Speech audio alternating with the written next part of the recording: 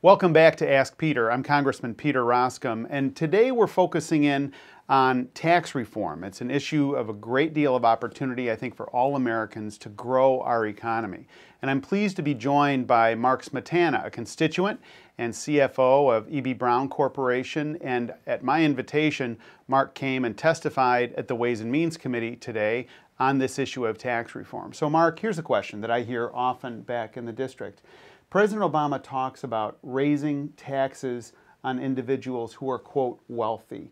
You work for a corporation that pays at the individual tax rate. What happens if the taxes go up? What's the impact on employees and the overall economic growth for your company in our area?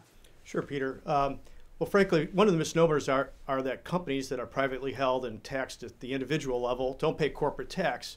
And really, that's not true. Our owners pay taxes based on the business income, most of which they retain in the business. And in fact, what's real important for privately held companies and small and closely held companies are their ability to retain cash in the business, and that's cash after the taxes are paid.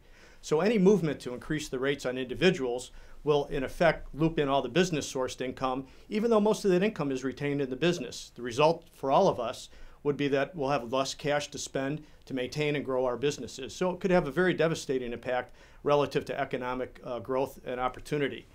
We think a fairer way to approach tax reform is to certainly take a look at our corporate rate structure, make it more competitive with other countries and other competing markets, but also make sure that we don't forget about the closely held businesses and the fact that they are reported through the individual tax code on their business source income. So we need to have comprehensive reform, and we need to have it involve both privately held companies as well as corporations. So Mark, what does fundamental tax reform mean to you and particularly to the company?